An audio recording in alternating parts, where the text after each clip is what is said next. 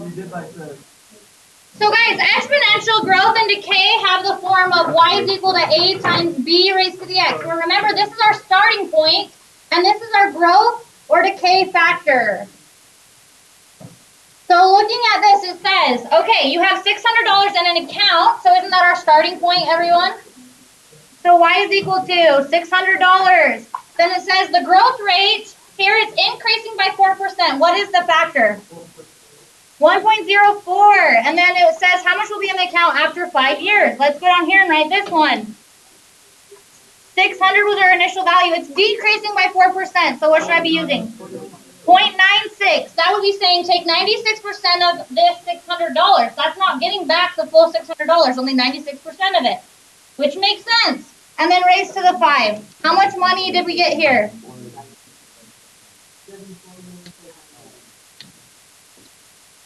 Thank you.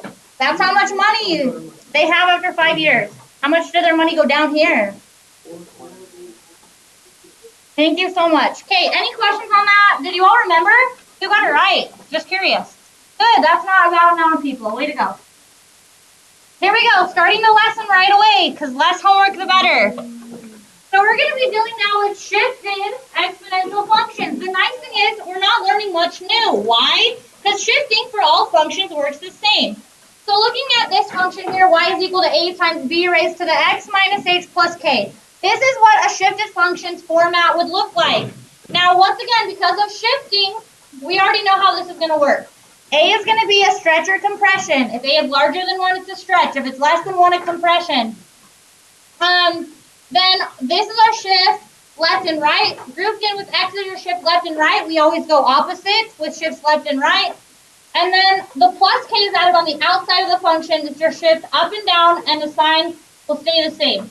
Then remember, a negative in front of A is actually a reflection over the x-axis. So I would take our exponential and all of the points. So if we had an exponential that looked like this, reflecting it over x would take this right here and this down here. Reflection over the x-axis, right? Now here is one shift I'm going to add in. We have not seen this year because they kind of say, oh, in secondary 3 regular, that's too many shifts. But I'm going to throw it in there. So if I was to have a negative in front of x, everybody, that is a reflection. Instead of over x, it's a reflection over the y-axis. So write that down.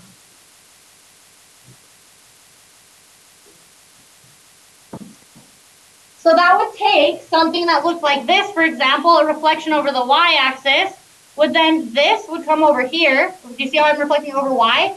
And this would come over here. So it would instead look like that. That's if the negative is in front with x. Okay, now understand one thing. The parent function for this would be the non-shifted function. It will look like this. Y is equal to b raised to the x. This would be the parent function for this shift. So notice the a is not part of the parent function. A in the parent function would be a 1 because changing it would be stretching or compressing it. Okay, any questions on that? Can I go on? Okay, so just look up here for a second. Then you can practice on your homework. We're going to write down the parent function and then the shift. So in this one, the parent function would be y is equal to 2 raised to the x. And then all these different transformations took place. We went left 2, down 3, stretch of 2, and then a reflection over x. Everybody good? Moving on, right here my parent function would be y is equal to 2 raised to the x. So you'd say, down 4, stretch of 3. Right here my parent function is 1/2 raised to the x. So then you would say, right 1 of 4, reflection over the x-axis. Okay, good. Okay, my parent function here would be y is equal to 3 raised to the x. Left 5, stretch of 2. Are you guys ready to do your own on your homework? Sweet. Write down the parent function for these and then the transformation from the parent function. Ready, go. The quicker the better. Curious, did you notice on 22, Jared noticed, it's a reflection over y and x? Yeah, it's a reflection over the x and y axis. So I want you to look here. Let's say that this was the function and I reflected it over y and x. Let's see if it would matter the order. If I reflect it over y, won't that look like this? Now if I reflect it over the x, won't it now look like this? So this is where we end up, right here. Let's do it the other way. Let's reflect this over y first.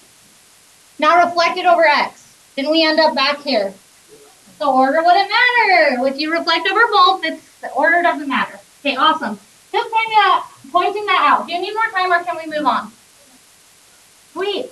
Okay, let's look at graphing these shifted functions. Now, I do have to remind you of a few key things of non-shifted functions. This will really help you graph. So I just want you to look for a second. This one's not on your worksheet. You're going to have tons of practice. Just watch.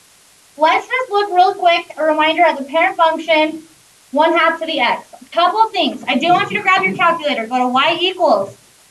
Type in 1/2 raised to the x. And I want you to very clearly tell me some of these points.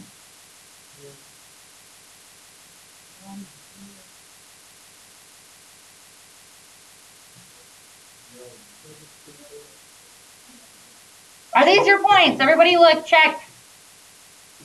Yeah, that looks accurate to my mind. Okay, everybody, do you get these same points? Now what I want you to do is continue to scroll down. Do you see, once again, how your y values are just getting closer and closer to 0? That's because a non-shifted exponential, all non-shifted exponentials we learned have horizontal asymptotes at 0. It's going to approach 0, but not be 0. Yeah. Oh, I know this is Yeah. but wouldn't it be eventually up? So here's what happens, okay? So by definition, an asymptote is a value your function gets really, really close to. It hugs it. It gets really, really close to. Now, there are times that it will cross it, but then it will always stay really close to it, yes. So at a certain point, your calculator kind of wigs out a lot of times and says, dang nabbit, we're so dang close to 0, let's just call it 0. Let's stop, you know what I mean, putting the 0, 0, 0, 0, 0, 0, 0, 0. Do you get what I'm saying? Because you're right, it's getting so close to 0 that at a certain point, we would just call it 0. Okay. But technically, it shouldn't really cross it. It'll be really close to it. Now, look at me graphing this. This is how our exponential looks, and it makes sense. So we know it's coming up like this, and it's going down really close to the asymptote, right? Everybody good? Now, this is exponential decay. We know that 1/2 is less than 1, so it's exponential decay, which means from left to right, it started out really large and got exponentially smaller.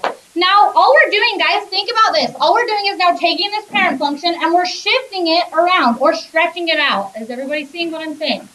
So what is my shift? This is what I would expect for work. Not the parent function. I'm trying to help you see what's going to happen. So wouldn't we say we're taking this function and shifting it right 1? Would that change my asymptote? Right 1? No. But now we're going down 3 units. Wouldn't that take the asymptote and shift it down 3 units? Yeah, it would, right? So now, because we shifted down 3, the first thing we should do is go draw in our asymptote, our new asymptote at -3. So we would write that. If I said to you, what's the horizontal asymptote, you would say y is equal to -3. Okay, so shifts up and down determine our new asymptote for these. And then from there, I am going to allow you to use your calculator. So everybody go to your calculator and type in this function up here, the original, so that you can make sure you can type it in right when I let you do it on your homework. So type it in. You're going to need, I'm not going to do it. It's going to take me forever to get my calculator. Type in exactly as you see it. So do 3, 1/2 in parentheses, 1 divided by 2. And then when you do caret, you need to put parentheses around x minus 1 to tell your calculator all that stuff is in the exponent. Then you'll go -3. Now what I want you to do after that is go to your x, y values. And then I'm going to explain one more thing. So everybody listen so that you can see my thought process here. We shifted right 1, down 3. Right 1, down 3. So right here, this x value of 1 is going to be a good starting point to start plotting points on. Does everybody hear me? I know I'm going to probably start plotting points around 1. So look, I'm going to put 1 in the middle because I need to plot some points below 1 and above 1. So less than 1 would be 0, -1, a couple points above it. Wouldn't that be 2, 3? For example, you see why I chose 1? Because it was right 1. So that's kind of like our new starting point. Okay, so everybody look. What is -1 at? What decimal? 9. What's 0 at? What's 1 at? What's 2 at? Negative 1.5, and what's 3 at? Now look, everybody scroll. Keep scrolling down. Do you see how it is just getting closer and closer to negative 3? Well, it makes sense. Look at our asymptote. It's at negative 3, so it's really interesting. So watch me graph this.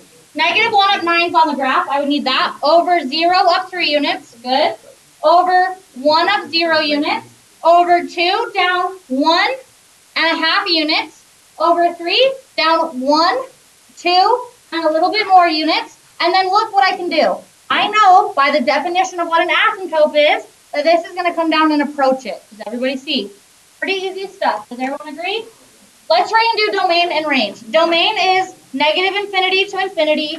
And isn't my range negative 3 to infinity? Negative 3 to infinity. Not including negative 3 for this type of function because it's an asymptote. Well, wouldn't it be negative? No, is it growing to negative infinity? Well, somewhat. No, it's not left and right, not left and right. Range is down and up. Isn't the lowest value approaching negative 3? Oh, yeah. And your highest value is approaching infinity. Okay, one more, but now we're going to do it quick style. Here we go. Go to your calculator, everybody. So this is the work I would expect, since I'm letting you use a calculator, which a lot of teachers are not, this is the work I would expect. You would say, okay, the parent function is 2 to the x. That's been shifted left 2, up 3. Without a calculator, you should be able to say, we had an asymptote at 0, and now it's shifted up 3 units. Does everybody see? That's the first thing you would draw in. And then we would say a stretch of 4 and a reflection over the x-axis. Now, is this one growth or decay? Growth. It never changes. No matter what, you look at that value. So 2 is greater than 1, so it's growth. Okay, give me some x, y points. Now, everybody listen. This is the strategy. You would say left 2, up 3. Watch. Left 2, up 3. Do you see how at negative 2 is the x value I should start plotting points around? So I'm going to put negative 2 in the middle. I'm going to plot points lower than negative 2, like negative 3 and negative 4. I'm going to plot points above negative 2, negative 1, 0. Okay, give me these decimals. Negative 4 is at 2. Okay. Okay.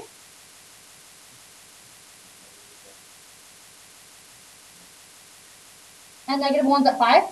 At negative 5. And then 0's at negative 13. Let's plot these points. So everybody watching, I'm going negative 2, I'm negative 4 up 2 units. I'm going negative 3 up 1 unit. I'm going negative 2 down 1 unit. I'm going over negative 1 down negative 5 units. Over 0, negative 13. So now, can everyone see what's happening here? I'm coming up by the asymptote and approaching it. And if you notice, if you start scrolling this way, you're going to get closer and closer to 3. Do you agree? Do you see? Okay, cool. That is the definition of an asymptote. So now domain, everybody watch. Domain would be negative infinity to infinity. Wouldn't my range be negative infinity up to 3, not including 3? Pretty easy stuff. Can you guys graph on your own? Do you want to do one off your homework together, or are you good? Okay, one off the homework. Here we go. So this is your work. Everybody watching, you would say, okay, I'm going to go left 2, down 1, and then it's a compression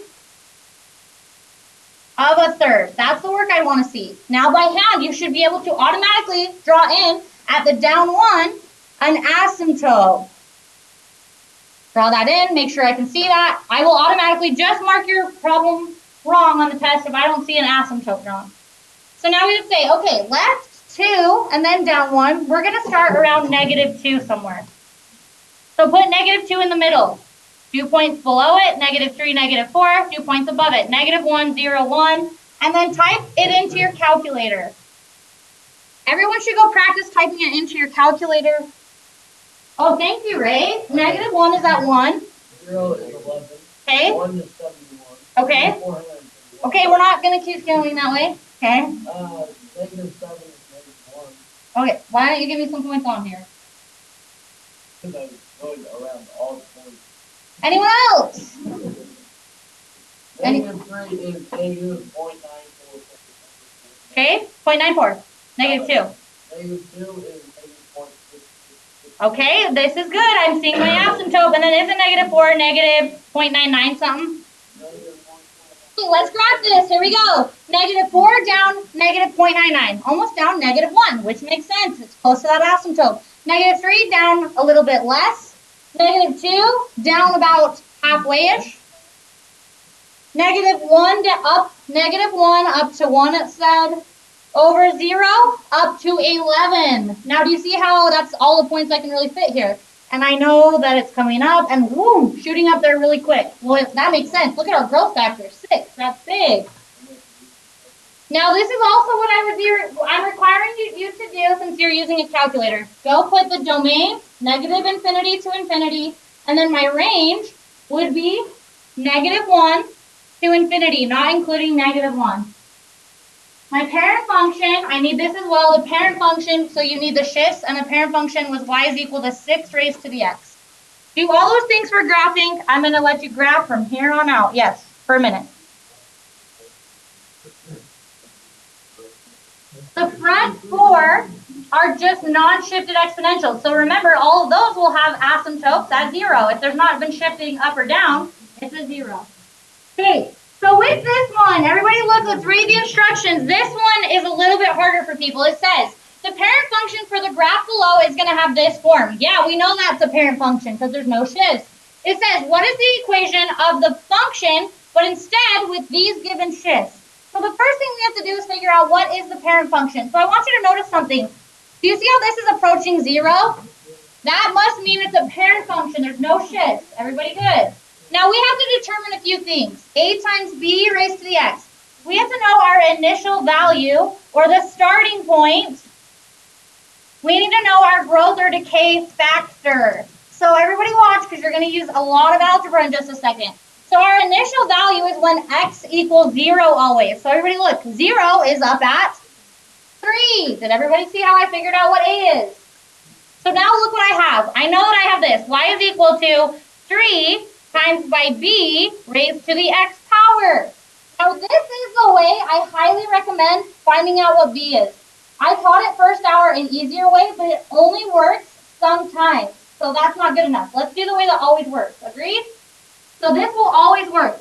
So now to find b, we're going to have to use some algebra. Now notice we have x and y. So what you're going to want to do is you're going to want to we've already used this point. We can't use that. But use a different xy point, any xy point of your choosing, to plug it in for x and y. So what's another point on the graph? Over 1 up 6. Does everybody see how that's an x and a y value? So let's plug in what we know. We know y is 6, so I'm going to say 6 equals 3 times b. We don't know what b is. What was my x value? 1. Now solve for b. What would we do to get b alone? Divide by 3. What's 6 divided by 3? 2 equals b to the first. Because that's b to the first, we are done, aren't we? If it was b squared, wouldn't we square root both sides? Okay, but it's just b to the first, so we got b is equal to 2. So now I'm going to go right here. I'm going to replace this with the 2. So now we know we're looking at this. 3 times 2 raised to the x power. Now we're going to go right 3 units. So what do I need to add in? Minus 3, and then up, no, down 2, minus 2. Yes, I will. Can you do those by yourself? Yeah. Okay, do problem 34, 35 while it's fresh on your mind, go. Here. There's a lot of you who I don't think focus when I'm teaching, because right when I set you free, you say, I don't know what to do. That's not okay. So everybody, look back here with me at number 1.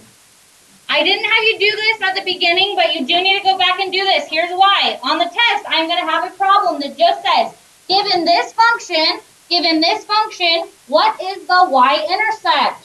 We should always be able to find the y-intercept by hand, because y-intercepts for all functions, not just exponentials, but all functions, is when x equals 0. So it's just algebra. Let's plug in 0 here. So we would have y is equal to negative 4 times 1/2 to the 0 power, which is negative 4 times 1, which is negative 4, because that becomes a 1. Does everybody see?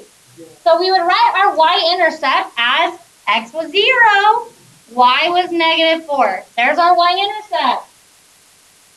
Now, it's not always going to come out that pretty. This one had no shifts, so it came out pretty. Let's look at this one. Let me show you what I would expect, because you cannot give decimal answers. So some of you are saying in your heads right now, I'm just going to use the calculator and go to 0. You can't do that. So, everybody watch. By hand, we're going to do this. We know it's when x equals 0. So watch me plug it in. 5 times 2 raised to the 0 minus 2. This is number 6. Plus 1. So isn't that 5 times 2 to the -2 plus 1? Now, guys, think about your algebra. Think, think, think. 5 is not raised to a negative, correct? This is raised to a negative exponent. Don't we take and flip that down? So this would be 5 over 2 to the positive 2 now, and then plus 1. So isn't that 5 over 4 plus 1? Now it would be appropriate to type into your calculator, just because I want you to be quick. 5/4 plus 1, math, enter, enter. Yeah. When you plug it in both ways. Oh, you will get the same, because your calculator is doing all the work for you. So this would just be if I required work. Your calculator is doing that for you. It's just doing it. Does that make sense? Yeah. So what do we get here? 9/4. So our problem, our answer would be 0, 9/4. Yes. So what I want you to do is go back on 1 through 6 and find the y-intercept right now. Just go through on 1 through 8 and find the y-intercept by hand. I'm going to show you something interesting. So now we're getting introduced into the function e to the x. So this is an exponential function. It's just a special exponential function. So we're going to be looking at y is equal to e to the x. Now, fun fact for you. Just like pi is not a variable, it's approximately 3.14, just a number. E is also just a number. It's just a special number. Instead of writing the number, though, they write e. So e is approximately, Gregory Hook. That's okay. Why is that so funny?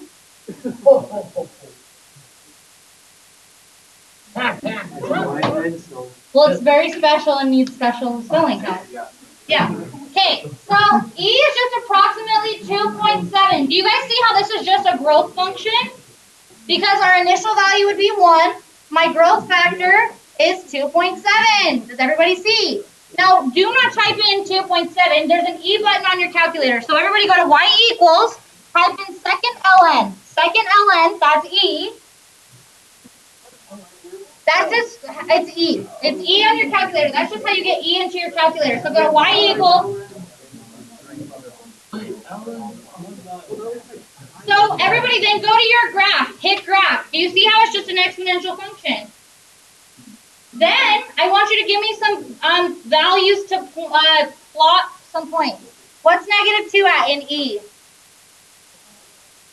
Do we need help figuring out where e to the x is? Watch. You have to go like this. Second ln, because look, there's E. Everybody see that? Second ln. Second ln. And e raised to the x. Close your parentheses. Hit graph. Oh, look, it is just an exponential. Now go to your table of values. Second table. Oh. What's -2 at what decimal? 0.13. What's -1 at? 0.136. Oh, 0.36. Okay. Then 0's at 1. 1 is at about 2.7. What's 2 at? 7.3. Okay, everybody look at me graph this. -2 up a teeny bit. -1 up a little bit. Over 0 up 1. Over 1 up about 2 and 0.7. Over 2 up 7.3. Do you see how it is just exponential? Okay, so what's my asymptote for E? 0. It's a non-shifted exponential. Everybody see. So why they did E is these mathematicians noticed that this number, this growth factor of about 2.7 kept coming up. That exact decimal in real-world problems.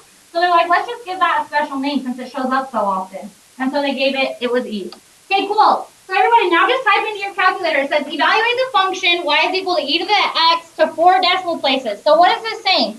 What's e of 2? That means plug in 2 into e. So get out of the graph, and literally just in your normal window, your normal calculator, hit second ln, that would be e, caret, it will already do the caret, 2, hit enter.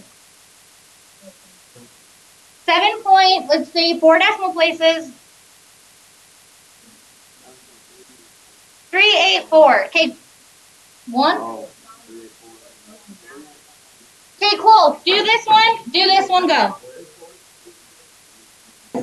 Once again, I want you to notice something. When you plug in a negative exponent, that does not give you a negative answer. Why? Because we just flip it. It just gives you a really small decimal. Does everybody see? Just a reminder. Yep. So now, in the last lesson, we were dealing with interest, and we were only dealing with interest that happens one time in the year. We start with, for example, $600. It's gaining an interest of 4% yearly, because that only happens once a year. That'd be like 1.04 raised to the x. Well, now, what if I, as a bank, offered you interest instead of only one time a year, at any given time, at any given day? You're breathing, you're getting interest. You're blinking eye, you just got some interest. Wouldn't you rather get interest all the time instead of once a year? It sounds a lot better to be always gaining interest. So this is the word compounding continuously. That means compounding means happening. You're getting interest happening continuously at all times. So if you're getting interest compounding continuously, you can't use this formula. You've got to use PERT. So start writing this down. So y is equal to p times e raised to the RT. RT are in the exponent. Listen, because there's a couple interesting things happening here. I want you to notice this actually is very similar, almost identical to this. P is just the initial value or the put down amount, just like A. E is the growth factor of 2.7, just like B was our growth or decay factor. Do you see how it looks pretty much the same? And then raised to the R is the interest rate, and T is the time in years in the account. Now here is one catch as you're writing this down. One interesting thing. With this type of function, if we're gaining interest of 4%, we had to change it to 1.04. But this one, if you're gaining interest at 4%, the growth factor was already 2.7, so your interest rate, you would not change to be 1.04. If you're gaining interest at 4% here, you just use 0.04.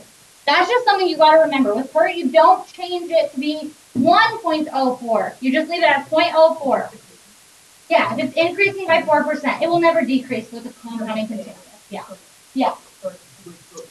So you do have to change it to a decimal, but you don't add the 100. Because E is the growth factor. Right here, we had to add 100 to get back the right amount. Yes.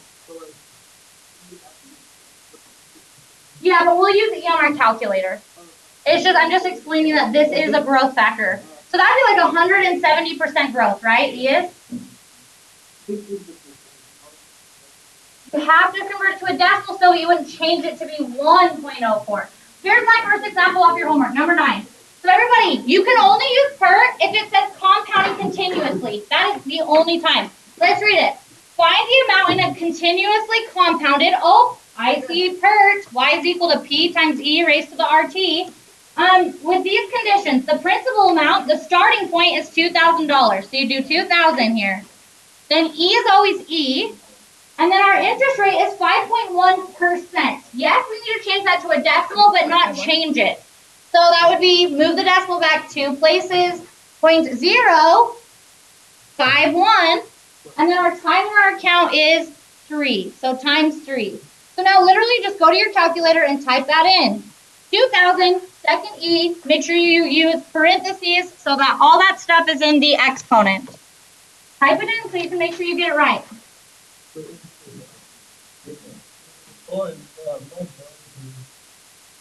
$2,330.65. Do it so you can make sure you typed it in right. That's how much money was in the account if you got interest all the time for 3 years. Now notice that's not that high. People think it grows faster, more than it does, and It's not that big of a difference. It is better than just getting interest once in a year, but not really that much better. Yes.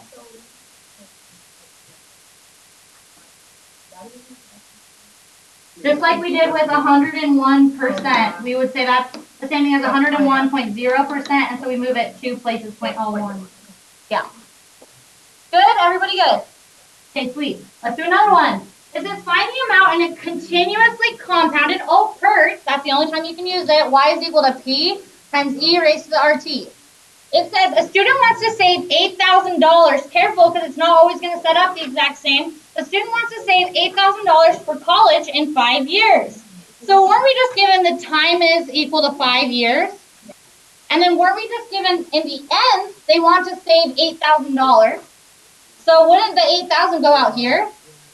And then it says, how much should we put, this is what we're going to be trying to find. How much should we put into account that it pays this percent interest? So our R is equal to, as a decimal, 0.052. Let's plug in everything we know. In the end, we want to know, when will we reach $8,000? Our put down is we don't know. E is always E. Our R is 0.052. And then our time is 5. Now look, everybody. We are not solving this by calculator. Why? Because what we're trying to solve is not in the exponent. There's not an, if there was an x up here, we were trying to find something up here, we'd have to solve by calculator, but we don't, because p is down here. So to get p alone, wouldn't I just divide both sides by e, 0.052 times 5? Divide by e, 0.052 times 5, and is it p alone? Then type it into your calculator, 8,000 divided by that number.